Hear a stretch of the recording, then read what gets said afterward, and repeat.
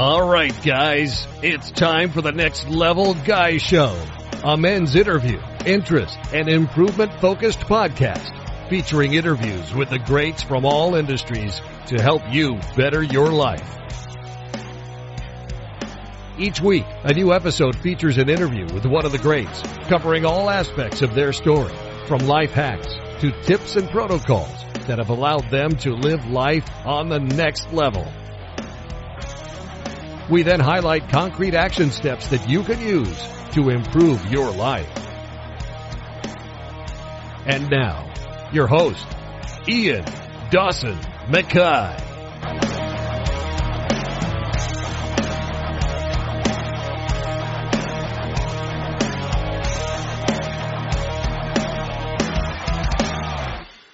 And today's guest is one of my favourite people, Josh Settlage.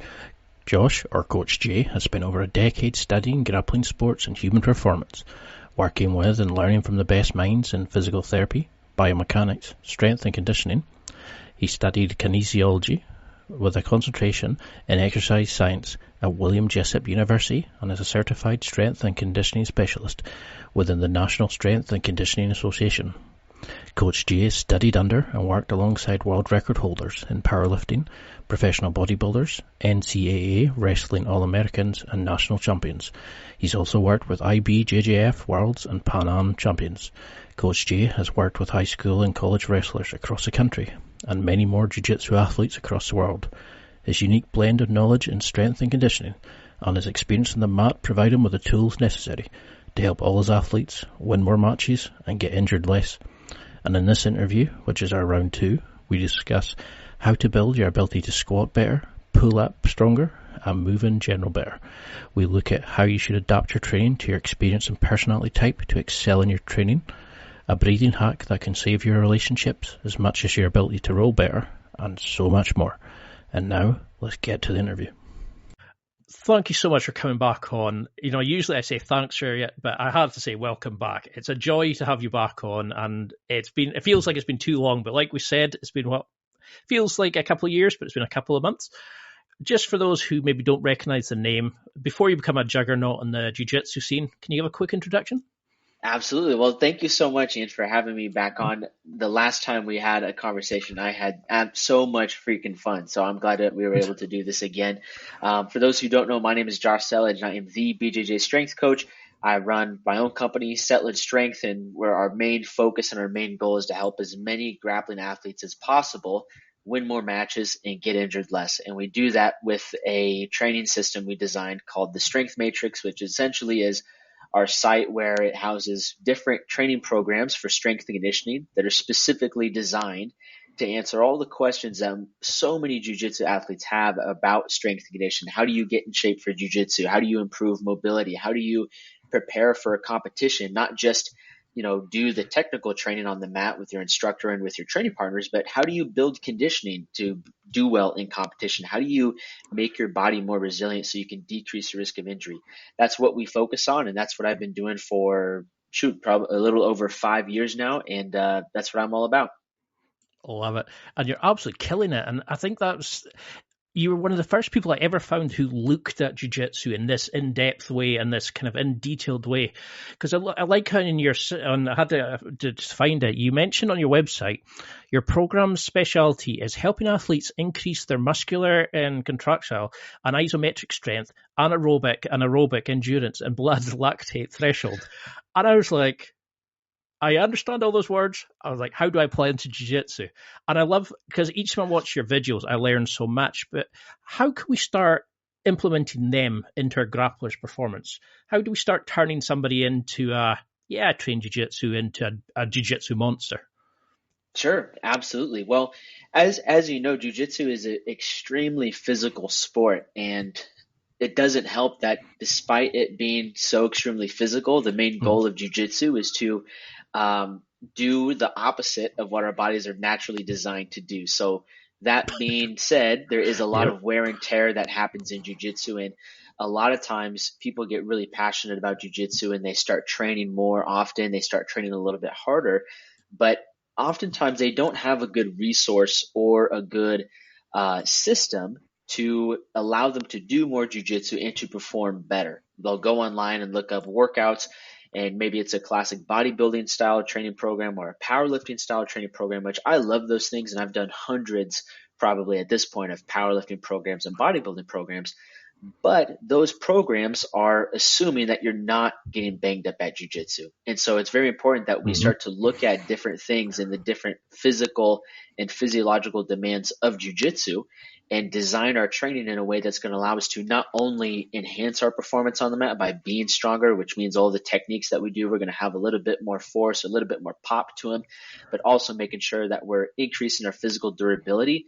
That way things like our neck, our shoulders, our knees, our hips, our elbows, all those things are starting to just be a little bit more resistant to injury. Of course, there's no 100% guarantee that you're not going to get injured in a sport like jiu-jitsu, but if we can decrease that risk of injury as much as possible, that's going to definitely help us out in the long run. And then as well as the conditioning side of jiu-jitsu, everybody knows that the conditioning needed for jiu-jitsu is very unique, and you can come into the sport of jiu-jitsu with a great background in running, or maybe you're a swimmer, or maybe you did a bunch of 5Ks. That's great until you actually start rolling in jiu-jitsu, and then you realize very quickly that the conditioning is way different. And so there needs to be a very specific way that we condition to increase our blood lactate threshold. And essentially, your blood lactate threshold is your red line. You think about an engine in a car, and on the dash, you have your RPMs. You could go, for pretty fast for a long ways underneath that red line section of that RPM dial. But once you start to get into that red line zone, you can only hang on to that for a while before the engine fails, before you start to, from a physical perspective, you're pushing that really, really high pace. You can only maintain that for a brief period of time before everything starts to shut down, and then your pace starts to slow down. You start to feel gassed out. You start to, people use the term red line a lot, or they just, get broken basically in a match because they hit that threshold and they can't recover and get back to working at a high work rate. So doing certain types of conditioning training that increases our blood lactate threshold is going to be very important to enhance our overall performance in jiu-jitsu. And that's something that at least everyone that's involved in my company prides themselves on, is just being able to help as many grappling athletes get in better shape. So yeah, our performance will improve. We'll be better at doing jiu-jitsu, but most importantly, we'll be in healthier shape and more physically resilient so we can do more jiu-jitsu for longer periods of time. Not everyone is going to be a super serious competitor, which is totally fine. But everyone that does jiu-jitsu and has fallen in love with jiu-jitsu, I'm sure would love to do jiu-jitsu as long as possible. And if there are things that we can do outside the mats that are going to contribute to us being able to do jiu-jitsu later in our years, later in age, and kind of stay healthy as we're progressing in jiu-jitsu, it's just going to benefit everybody at that point. I love it, because that is something I definitely noticed, was every time you looked at a training program, it was like such a high volume, such a high intensity. And I thought, how do you fit that in with jiu-jitsu? You're getting battered and bruised, and then they're saying to you, go and lift 1 rep maxes, go and, and you're just like, I can't even think about that, never mind doing it. But for those people who are listening, what's like a physical set of benchmarks for an average, we'll call them a hobbyist? What should we be looking to strive like? Is there certain deadlift max reps? Is there certain squats? Is there certain level of flexibility, mobility? What would you want your athletes as a sort of standard gauge to have? Is there such a thing? Absolutely, yeah. So I released a podcast episode on my podcast, the Strength Matrix podcast, where we went over some of these markers and some of these strength metrics that you can kind of shoot for as like some healthy goals to have, as well as some bare minimums. Like, hey, if you're doing jiu-jitsu at an absolute minimum, you should be able to complete this amount of reps for this exercise, this percentage of your body weight for this exercise. And so there is quite a long list, but for starters, if we look at kind of some big movements that every human should be able to do, every human should be able to squat. So for every jiu-jitsu athlete, you should be able to get to a point where you could sit in the bottom of a squat for about 10 minutes comfortably. It's maybe not going to be the most comfortable thing. Maybe you start to have a little bit of burn sitting in the bottom of that squat position, but it shouldn't be excessively painful. If you need to hang on to something to balance as you sit in that squat, that's fine. But if you can sit in a squat for about 10 minutes or work up to sitting into the bottom of a squat for 10 minutes of unbroken time, that means that your ankle mobility is pretty solid. That means that your hip and knee stability is pretty good and on point. That's also going to mean that your upper back stability or your postural strength is going to be solid as well. You mentioned deadlift, which is one of my favorite exercises of all time. For any jiu-jitsu athlete in any weight class at a base level, every jiu-jitsu athlete should be able to safely and successfully deadlift their body weight. I'd say it's probably a little bit of a better goal to shoot for about double body weight. Depending on how big you are, that's definitely going to make things much more difficult. If someone is, say, 300 pounds, going for a 600-pound deadlift is a very big endeavor, but that may be a sign that's like, okay, well, if you are 300 pounds and you're doing jiu-jitsu, it may be beneficial to start decreasing body fat, maybe work to a little bit more of a healthier body fat percentage range. And then on the bottom side of things, if you're 100 pounds, doing a 200-pound deadlift may be pretty aggressive, especially if someone's 200 pounds. And so if you want to increase your body weight a little bit, pack on a little bit more muscle, sure, that may take things. If you go from 100 pounds to like 135 pounds, that then pushes your deadlift requirement to be from 200 pounds to 260 pounds. But you have that added muscle mass. You're able to move a little bit better. You are much stronger. So that's where I would put things at a deadlift. Some other things that I look at, especially with the athletes that I work with, is I'm huge on pull-ups and for an upper body test. At a bare minimum, every jiu-jitsu athlete should at least get to a point where they're able to do 10 solid pull-ups, chin-ups. I'm a fan of pull-ups and chin-ups together, so I'm not saying that one is necessarily better than the other. So if people prefer to have a chin-up grip, that's fine. If some people like to go pull-up grip, that's fine too. But that's a good test in not only just for upper body strength, but also just to know that your shoulders are healthy, your elbows are healthy, your bicep tendon, which, in arm bars, it gets stretched out a ton. It's just a good test to make sure all those things are rock solid. So there's a lot of different tests, Ian, that I have and a lot of different assessments that I'll take certain athletes through. But from a lower body perspective, I would say, make sure your mobility is in check by working up to being able to sit into the bottom of a squat for about 10 minutes, a lower body test of strength.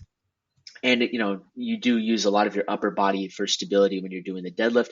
At a bare minimum, get to about a body weight deadlift, but a good goal to shoot for would be a double body weight deadlift. And then for some upper body strength and some upper body local muscular endurance, getting 10 body weight pull-ups is a great goal to shoot for as well. I was agreeing with all of it till you got to the pull-ups, and then I thought, oh no. Because you see that is a lot of people struggle with push-ups, pull-ups, with like all the basic kind of, tense your body, embrace the core. How do you work with people to actually get them to a point where, we're not trying this silly kip-up stuff. We're actually embracing it, the mind-muscle connection, the full range of motion. How do you get people into just right form rather than leave the ego aside, let's get back to the basics? How would you break it down for a jiu-jitsu newbie who's wanting to get to the gym and pack on a few pounds? Because that's something I hear a lot of people saying is, I wouldn't have a clue what to do in the gym. How do they get just the feel of the weight, the control of the weight, I suppose? Sure. Absolutely. So for pull-ups, I'm a big fan of just doing dead hangs, like just literally just hanging from a pull-up bar. And what's great about that is that it helps open up the shoulders, which a lot of times people struggle with pull-ups because they have some sort of shoulder mobility restriction. If your shoulder gets really tight, and you're not only having to lift your body weight, but you also have to work against the stiffness and the poor mobility of the shoulder.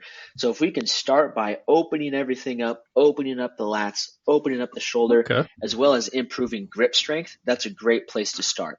And then from there, you could work through a couple of different progressions of doing some, I like to call them just like shoulder scap raises. So you're basically just flexing your shoulders and kind of engaging your lats a little bit. It's kind of like the most partial range of motion pull-up you've ever seen. You're not even bending the elbows. You're just engaging the muscles of your back. So I'll have athletes start with that either as part of a warm-up, or maybe they do a few working sets of that. And then to start building the strength side of things, of the actual pull-down movement, I'm a big fan of cable machines, and I'm a big fan of doing something like the lat pull-down. I just posted a video actually today on my Instagram about something you can do to change things up on the lat pull-down exercise to have a little bit better of a carryover to your pull-up game. And it's actually to face outside of the machine. So most traditional lat pull-down machines, you have a bench, and then there's some pads where you're able to wedge your knees underneath, and then you can reach up, grab the pull-down handles, and start doing your lat pull-downs. I've done lat pull-downs that way for years, and there's nothing inherently wrong with that. But if you're looking for the lat pull-down to have a good transfer and carryover to your pull-ups, it's a little bit better if you flip things around and you face outside. So that way you aren't able to lock your knees under that pad. And what that forces you to do is that forces you to stabilize your core and your trunk a lot more. And then you're limited by how much weight you can pull on the lat pull down, because if you start to pull more than your body weight, then you're just going to pull yourself up off the seat. And so you can have a better progression and a good way of measuring how much stronger you're getting in your ability to do a strict pull down. I weigh about 160 pounds. If I was working up to being able to do some full range of motion pull-ups, I would say like, okay, I'm going to start at 80 pounds facing outside the lat pull down machine. Once I can get about like 2 or 3 sets of 10 to 15 reps at 80 pounds, I'm going to increase it. I'm going to go 95, maybe even 100 pounds. Now I'm going to keep doing that until I can get to about where I'm able to do 160 pound or 150 pound lat pull downs for about 10 reps. Once I'm there, I've built up the stability in my upper back. I've built up the strength in my upper back and my arms to where I can start working on doing full range of motion pull-ups hanging from the bar. So that's how I would progress and kind of introduce someone to doing pull-ups. Another big exercise that I'm a huge fan of that's a little bit different than the pull-up is going to be the inverted row, or the body weight row. It's kind of like a horizontal pull-up. You can place a barbell in a squat rack or in a bench rack, and you're going to be pulling yourself to the bar, but instead of it being a vertical pull where you're reaching over your head and then pulling your head or your chin over the bar, it's going to be horizontal. So you're going to be pulling your arms at your sides, pulling your chest up to touch the bar at the top. And that's another great exercise to develop upper back strength, grip strength. You can build a lot of great local muscular endurance in that hanging position, kind of feeling the pressure of gravity in your hands and in your arms. So those two things, progressing on lat pull downs and then also doing some body weight rows, I'd say are some good options for someone to introduce themselves when they start to go to the gym and start working on pull-ups. I love it, because that's something I struggled with, was that moment of like, how do I get my fat ass up and do it regularly? And I got to a point where I was doing like a bar above the door, and I do one as a pat went in just to get I think it's like the frequency and just to try to build myself in. Inverted rows are amazing. One of the best exercises. And you never see guys doing them. They've got the belt on and they're doing it, and it's all the crappy range of motion. And like, see, tonight I was in Jiu-Jitsu. Guy was trying to do, we're trying to escape out of like side control, and he couldn't get explosive hips. He couldn't just push himself up. He couldn't frame and hold like people who weren't really pushing into them out. How do you start building the body? Because I love in your Instagram, you look at improving the body and fixing the issues and the muscle, like, the shoulder, the knees and all that, as much as the jiu-jitsu. How do you start working on producing control for frames, for, like tightening of the legs for half guard, all these kind of things, so we can actually feel our body and use it? Is there a way to do that? There is, and I think there's 2 different approaches that I've taken. And if someone is they're brand new to jiu-jitsu and they're also brand new to lifting, the great thing about them being a total beginner in both of those avenues is that as they get more experienced in lifting, they're already going to be they're going to be getting a lot stronger, and that's going to help their jiu-jitsu. just doing a squat, whether that's having a bar on your back, whether that's doing a goblet squat where the weight's in front, whether if you have a belt squat machine where you wear a belt around your waist and clip the weight into your belt, all the muscles that are involved in your guard game or in half guard where you're squeezing your legs together and stabilizing those positions, or if you're opening your legs up for guard retention, you're using all of those muscles when you're working through movements like the squat. A lot of the movements where you're squeezing down triangles or arm bars and using a lot of your posterior chain on things like guard passes, you do work those muscles a lot when you're doing things like sled drags, deadlifts, lunges, things like that. So we do see a lot of improvement in jiu-jitsu just by simply getting stronger.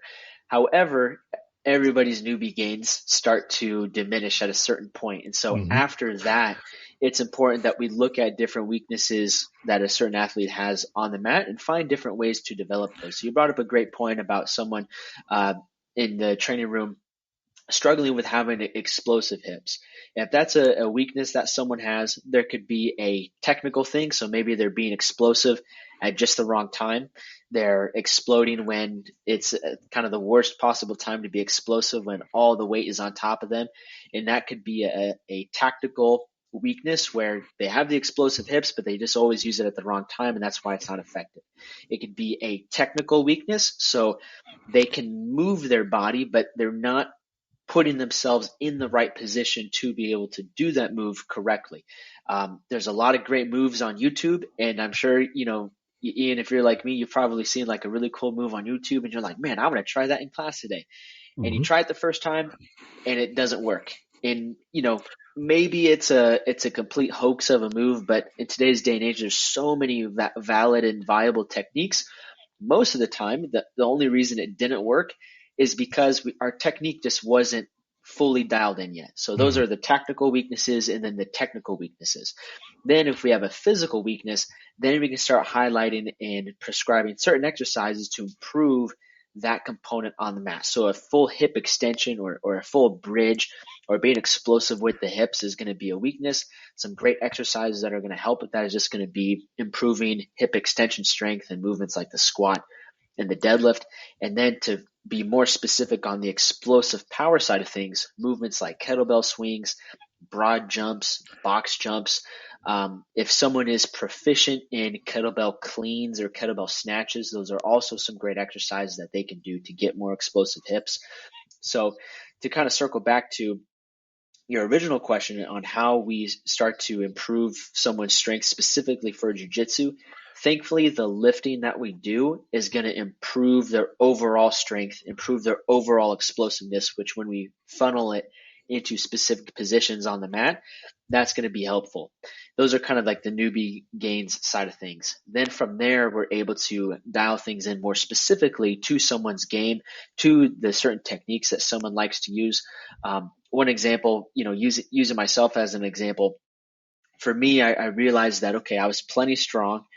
I was plenty explosive, but I kept running into this issue where if I was trying to finish someone in a triangle, in a triangle choke in the first round of training class, I could finish and be just fine. But if someone was able to escape, I would finish that round, the first round, fine. But then when I go into the second training round, my legs would start to cramp up. And so I had the strength, I had the explosiveness, I had the local muscular endurance when I wasn't squeezing as hard as I could.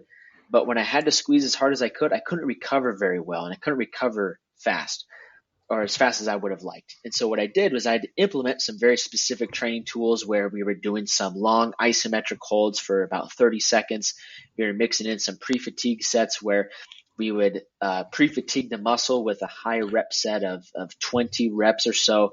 And then we would go into an isometric hold to get used to being able to hold that contraction under fatigue. Ran that for about 3 weeks, had some amazing results. Thankfully, my legs aren't cramping up anymore at jiu-jitsu. And not only that, but they've gotten way stronger as well. And, lots of like knee pain that I was dealing with started to go away. So there's a lot of different avenues that we can take in dialing in some very specific attributes for jiu-jitsu.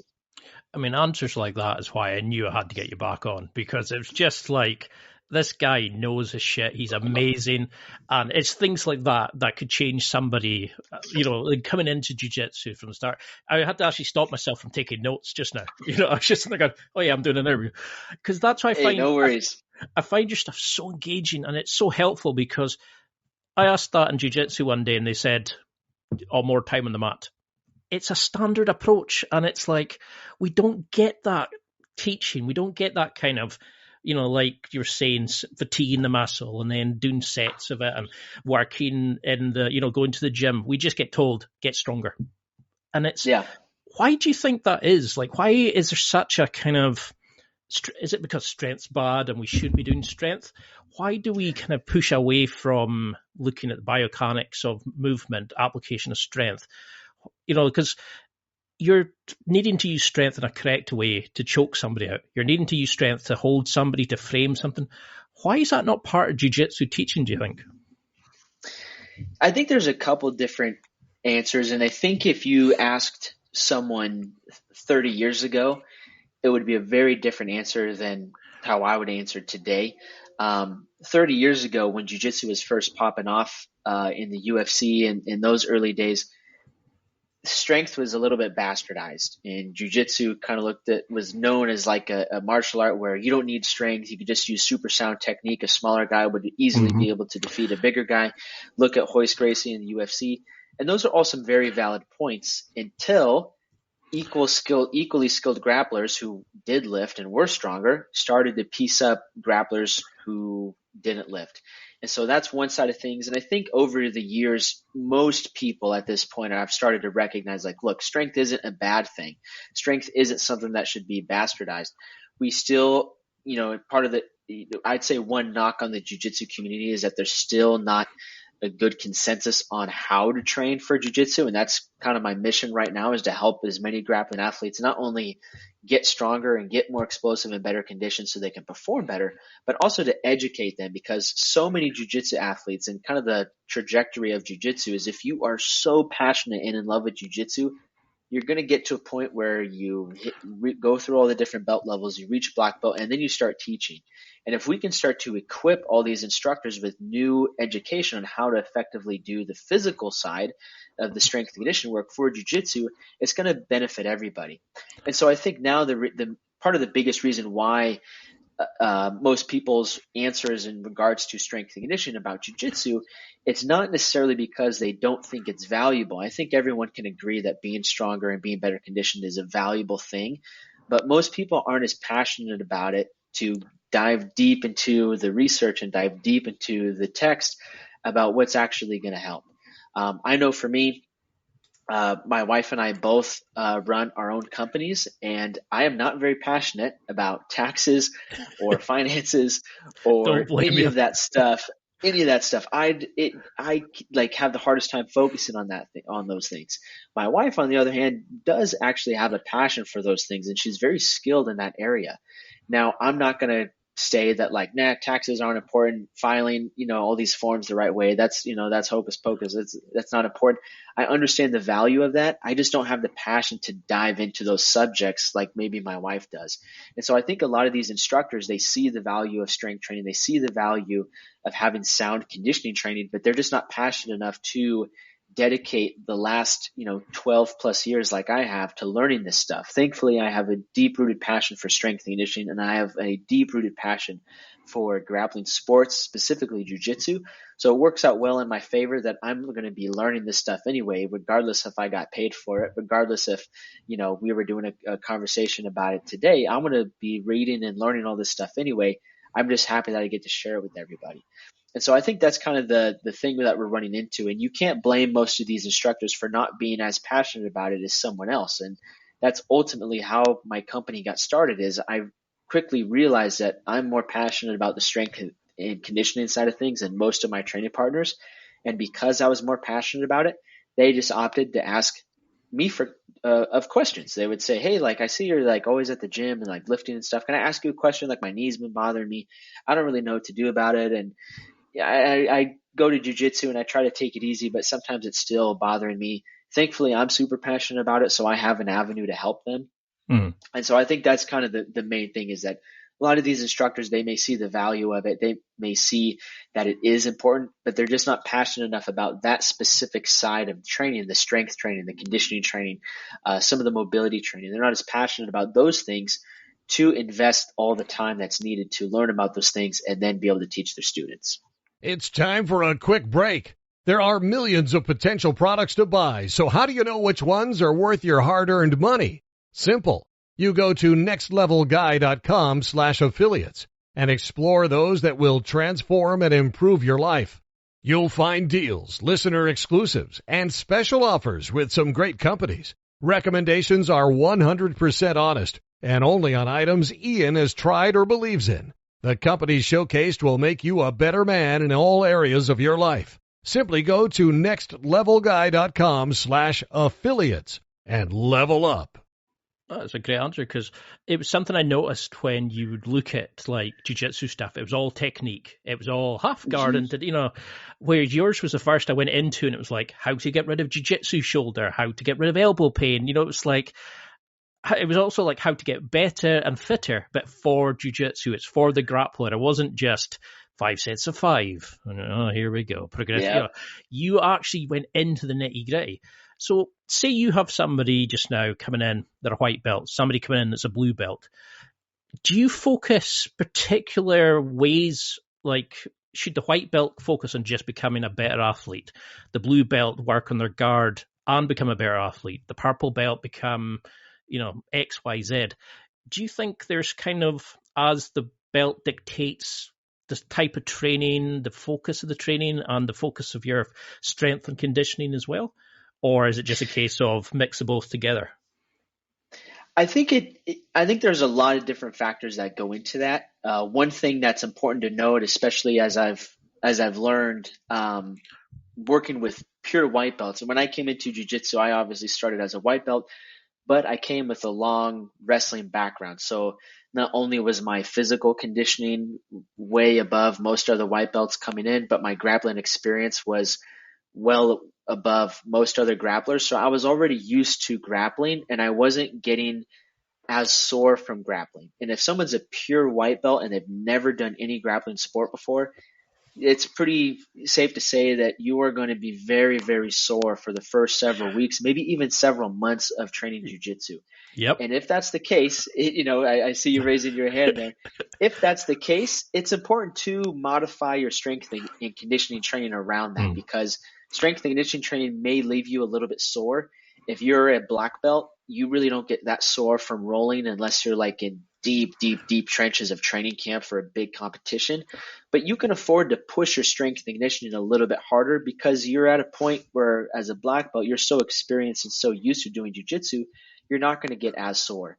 If someone is a white belt where they just started jiu-jitsu and they really only have like 2 months under their belt, they still may be pretty sore after each training session. And so I try to do my best to be careful with how much strength and conditioning training we do, because I don't want to make them even more sore with more strength and conditioning work. So for a white belt, I would say at that point, it would be good to focus more so on your mobility, focusing on your GPP or general physical preparedness, just increasing your overall work capacity to do jiu-jitsu. Exercises that aren't going to bang you up or beat you up too bad. Exercises that are going to leave you feeling much better after doing them than before you did them. So exercises like sled drags, exercises like using lots of bands, so like banded leg curls, banded tricep pushdowns, banded face pulls, even doing things like if you have some odd objects to move around, things like farmer walks or pushing a sled or a wheelbarrow. Those are all great low intensity, low impact exercises that can help you get stronger and improve your general fitness, that aren't going to beat you up too bad as a white belt. Once you get to the blue belt level, you're at a point where, okay, you've been doing jiu-jitsu for probably 2, maybe 3 years. So your body's used to the demands of jiu-jitsu and you're in a much better place to handle more strength and conditioning training. If someone's coming into jiu-jitsu with a large strength and conditioning background, we don't really need to do that per se, mainly because they've already had such a large background of strength and conditioning. They can continue doing their strength and conditioning and just make small tweaks to it to help better apply to their jiu-jitsu training, but we don't necessarily need to be as cautious just starting out. Because it's something that a lot of people that I've noticed come in and they go, what the hell happened? I went to one session yesterday and I'm in absolute agony. And I kind of sit there and go, yeah, it's not a normal thing to do, is it? You're getting beaten up, you're running a marathon while you're lying on your back, people are choking you, and you get to a point where your arm's going in different directions than it should be, and your legs are getting bent back, and then somebody goes, "You want to roll?" And you're like, "Oh, here we go again." So how do you explain to somebody because you've said the success of somebody as a grappler is on using your strength to apply your chokes and your grappling techniques, but using your conditioning to take them into the deep water so that they get to a point where they can't fight back and everything. How do we do one without buggering the other? How do you take somebody that's raw to it, find their inner bad guy, find their way of using their strength, building their body, but also applying it in a role when they're maybe just a nice guy who's no idea how to be bad? Because suddenly you've got a guy coming flying at you and you're like, fight him back. And you're like, what? Yep. How do you start teaching that, but also using strength and conditioning in a proper way? Because it's something I struggled with until I got my blue belt. And even now I go, oh, I have to be in the zone. How do you start working with somebody? I think that side of things is a lot of, it's going to be different for a lot of different individuals. And I think there's a lot of psychology that goes into that. For me, coming from a wrestling background, just the way the sport of wrestling is kind of traditionally done is it's very intense and it's very repetitive. It's very monotonous. It's very mentally taxing, and the pressure of competition in wrestling is very mentally taxing. And so finding that, to use your terminology, finding that bad guy for myself when I started jiu-jitsu wasn't very difficult because I was kind of forced to do that within wrestling. Now, if someone coming from a different sport or a different activity that doesn't have that, I don't think necessarily they need to force themselves to be the bad guy or force themselves to negotiate with their inner bad guy, but they should definitely push themselves beyond levels of discomfort, and they should at some point find that switch in their mind. My brother, he wrestled also. I love him to death. He's one of my best friends in the entire world, but we're very different. Our temperaments are different. The way he goes about things are going to be very different than I would go about things. I get pretty fired up about certain things and maybe act on things a little bit too quickly because I get super excited about them and I just want to pursue them all the way. My brother, on the other hand, he's very cerebral. He takes his time with things. He's very methodical in what he does. And he doesn't do jiu-jitsu. He used to wrestle, but I have a theory that if he did do jiu-jitsu, he would be much more methodical and not necessarily slower at jiu-jitsu, but things would have a certain cadence to it that would look different than the way I roll, which can be very explosive because it's based off my wrestling game. There's a lot of strength involved because that is an attribute that I have. And my brother, on the other hand, may be a lot more cerebral and a lot more methodical when he rolls. And so for him, when he's rolling, my suggestion for him would not necessarily to be like, I want you to get mad. I want you to get, angry when you roll, because that may not be the best mindset for him to perform his best. But there should be things where we altered training a little bit and it's like, you're going to be stuck on bottom until you can get out. You have to do anything possible to get out of this position.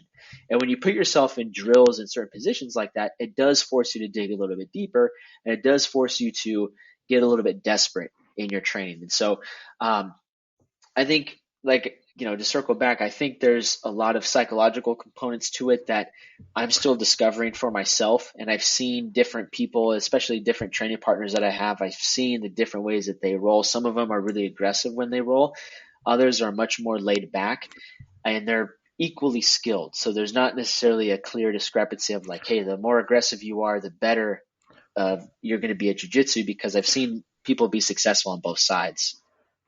Because I've definitely been interested in it, because I was listening to a couple of white belts talk about it today, and they were like, I just don't know how to get my killer instinct. And I was like, you don't. You just go in and do the moves, and you see you see an opening, you go for it.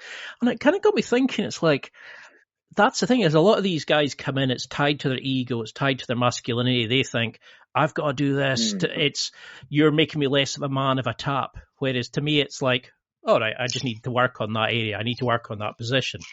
It's really interesting. Like, we had one guy, we're playing the pod game, where you had like 4 of you, and then as one person would be on the bottom, you tap them or they would sweep you, and then the next person was straight in, and it was to get your conditioning going. It was to get, like you were saying, to put yourself in a position, a deep position. And he was saying, but I couldn't even do anything. I just felt claustrophobic. I was just on top of it. I was like, what do I do? What do I do? And he panicked for, like, I think it was 3 minutes we had to do, which feels a lifetime if you're struggling. Have you worked with anybody in overcoming that and creating strong frames to hold people off, to actually let them work the technique? Or do they have to just get used to having a big fat sweaty guy on top of them? Some of my training partners I have, and with this you have to be careful, at least in my opinion, with who you're doing it to, and it needs to be consenting on both sides. I would definitely not do this to anyone. The Me Too movement. Yeah. Oh my gosh. Yeah.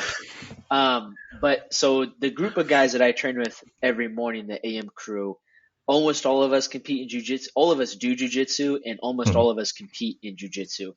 And so there's already an agreement amongst all of us that when we roll, there are going to be days where our number one goal is to just smash each other as hard as we can, because we're going to treat it like we would a competition. So we want the pressure to perform to be there. We want the competition level speed, the competition level pressure. We want it all to be there. And we all have that agreement with each other. And if someone doesn't have that agreement, that's totally okay. You just might not be the best person to train with us, because we have certain goals and things that we're trying to achieve, and it requires that we train this way. So with those guys, I have been in certain positions where we'll do drills. It's like, I'm just going to hold you here as long as I can until that timer runs out. I'm not going to go for many submissions, and just try to hold you here as long as I can. And so we'll do that to each other, and we both know what the purpose of that is. And we don't do it all the time, but we both agree to do that. And then there are other training partners that I have that aren't in that core group of guys that I train with, and I'll put them in mount, and then I'll let them work out of that position. And then maybe I'll, sweep them and put them back in mount and let them work out of that position again. And so you do have to have a good balance and understanding of who you're training with and what your training partner is comfortable with.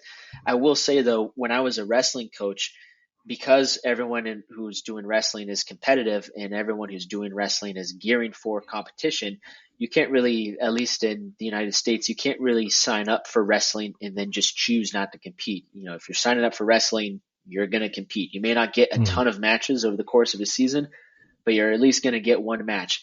And we would do drills like this all the time, where we would do drills where, hey, you're going to pin them. You can use any pinning combination you want, and you just have to hold them there for 2 minutes. And the guy on bottom, you cannot get pinned. You need to do everything shy of poking them in the eye, fish hooking their mouth, or biting them to get off your back. Now, we would do drills like that, I wouldn't say frequently, but probably on a weekly basis.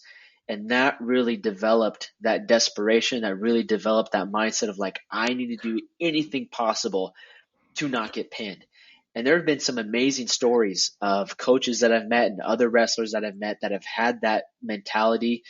One example is a coach that used to be my wrestling coach, and then when I came back to the program and started coaching, he was one of the assistant coaches.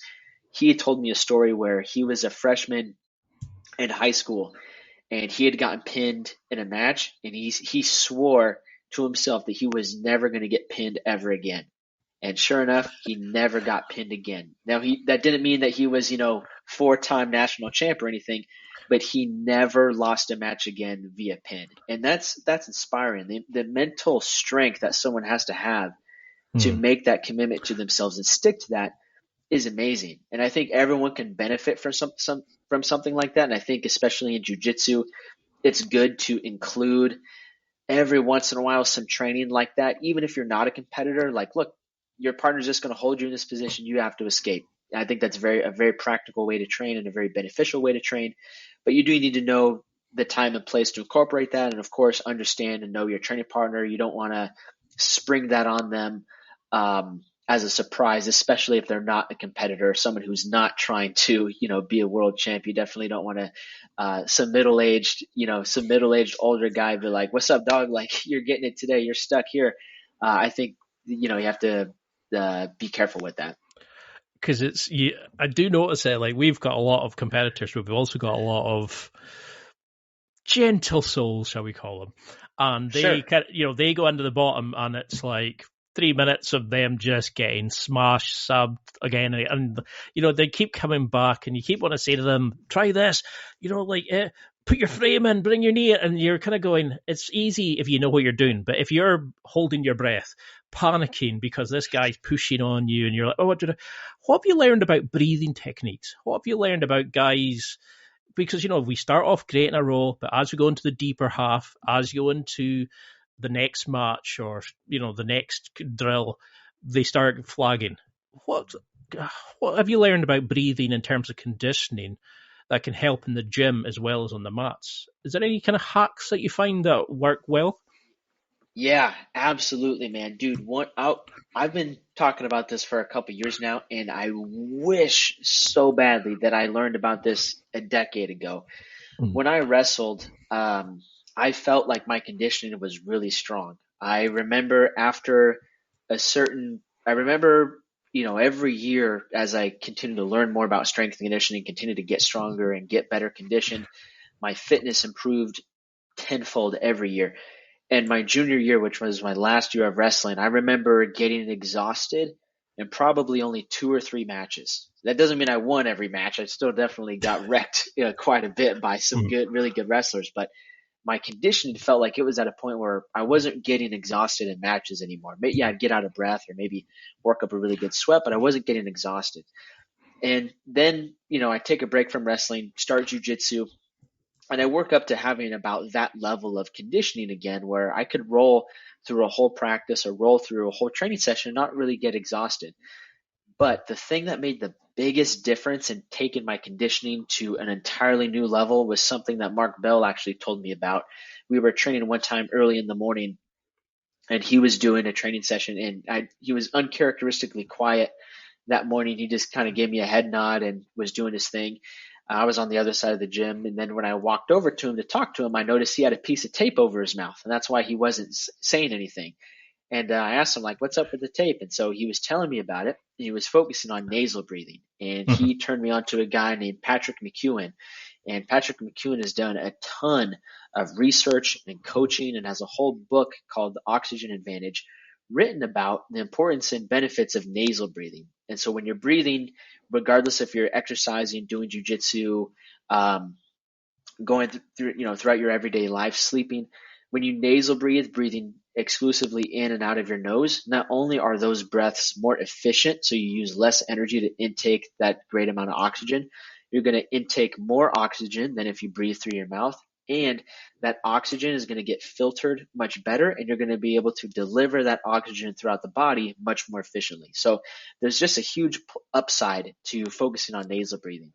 That's just kind of the everyday normal living stuff. But then when you focus on the conditioning side of things and you do very specific conditioning training with nasal breathing, you're able to increase your level of conditioning before you hit that red line phase by a long shot. So I felt like I was in really good shape, and I felt like, I could roll well and not get as tired. But once I started nasal breathing, everything changed, Ian. Everything from how long I was able to roll, how hard I was able to roll and maintain that pace over multiple rounds, all of those things improved. And so if there's one trick or one, secret at this point, I don't think it's much of a secret. I've been trying to tell as many people about it as possible. But if there's one trick that I would suggest to improve and focus on breathing when it comes to jiu-jitsu, is to focus on nasal breathing. And I'm not going to say it's easy, because it was pretty difficult for me at first. It took me about a month of really focusing and really practicing. Like every time I realized I was breathing with my mouth open, I'm like, close my mouth, start breathing through my nose again. And it is going to mess with your rolling a little bit, because if you've never tried it before, you can't roll that hard breathing in and out of your nose. You have to bring your pace down. But there is a benefit to that as well, because it does give you a little bit more time to think. It does help you kind of focus and calm down, think about like, okay, what's my next move going to be? So I would highly suggest incorporating some form of nasal breathing while you're doing your drilling techniques and during your live rolls. Of course, during your live rolls, it's going to be harder to do that. If you're going to the gym to do some very specific conditioning work, I would also suggest doing forms of nasal breathing. This is something that myself and the AM crew does about twice a week. We do different forms of conditioning depending on what our training goals are and what competitions we're preparing for. But almost any conditioning that we do, we always do it with either a small piece of tape over our mouth to focus on nasal breathing, or if we don't put tape on our mouth, we just, make sure that everyone's keeping their mouth shut while they're doing the conditioning work. And it has done wonders for me as from a conditioning perspective. Another big benefit of nasal breathing, or at least using mouth tape, is to wear it while you sleep. I stopped snoring. My sleep improved a ton. I know my wife definitely appreciates me nasal breathing throughout the night. So that would be like my number one suggestion, man, is to get into some nasal breathing. My ex would love to if I did that, because apparently I snored for Scotland. I mean, man. Do you think that would help people then, like, actually calm enough to see what's happening in a roll, to not panic and just go, throw the arm out and get caught? But we would actually get to a point where we could just nasal breathe, deep breathing, control it, then use your your movements to kind of hold the frames to get into position and then work from there. How do we start linking all this together? Because I can't believe we're at 5 minutes to go and I'm like, what? It feels like 5 minutes. So we've got to do a round three. We've got a 3, 4. I would love to, man. I would love to, dude. Yes, that's right. I have a really good example of this. So two of my best friends, Kevin and Zach. Kevin came from a baseball background, and Zach came from a wrestling background. He's one of my old wrestling training partners. And so all three of us, we lift together almost every morning, and we also train jiu-jitsu. Now, Kevin didn't come from a wrestling background or any grappling experience. But Zach did. And both of them, when I was telling them about nasal breathing and them being able to improve their performance if they focused on nasal breathing, both of them had some amazing results. Kevin had said that he recognized that with nasal breathing, he was able to think about what moves to do next and could actually slow things down enough for him to think about the technique of the day that he just learned. Mm-hmm. And so he saw a lot of benefit from it, because from a technical perspective, it gave him much more room to be able to focus on those things and begin applying some of the new things that he learned. My friend Zach, on the other hand, he has a lot of techniques from wrestling that he can use in jiu-jitsu, but he realized that he was holding his breath a lot. He would he'd get really tense and start squeezing and holding his breath a ton. And when we talked about nasal breathing, he recognized that and is like, gosh, I realized I've been getting so tired in jiu-jitsu because I've been holding my breath half the time.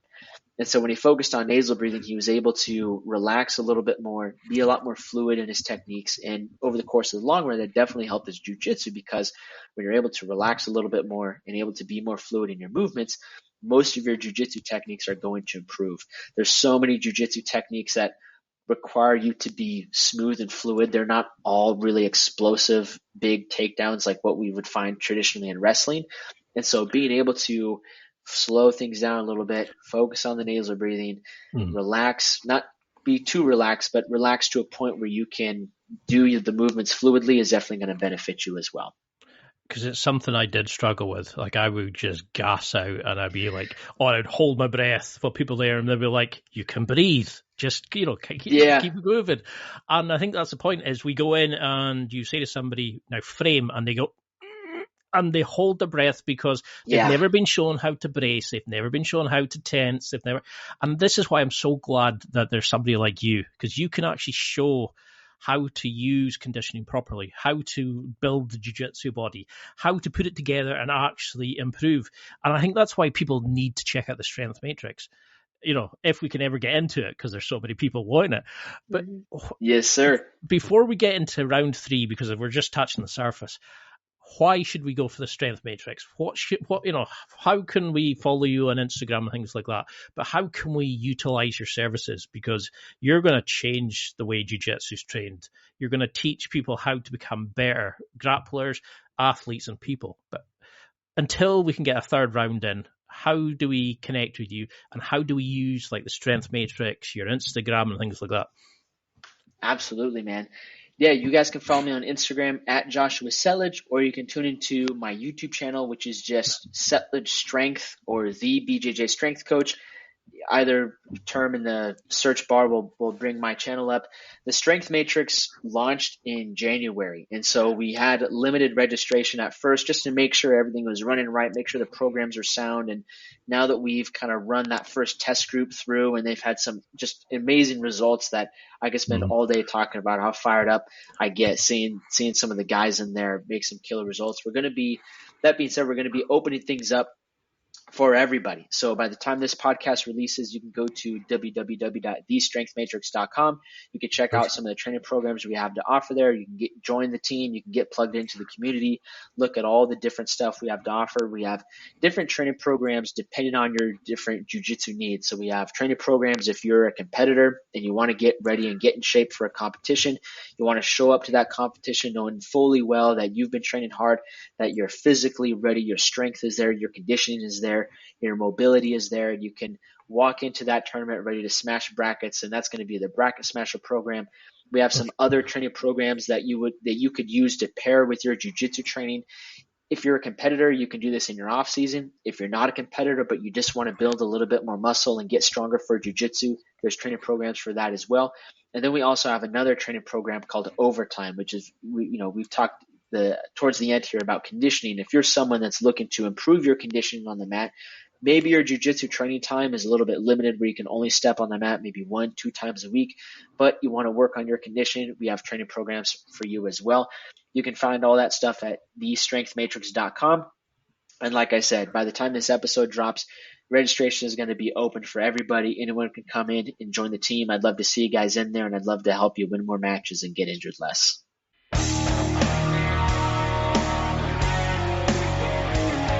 Well, that's it for another week, and thank you for listening.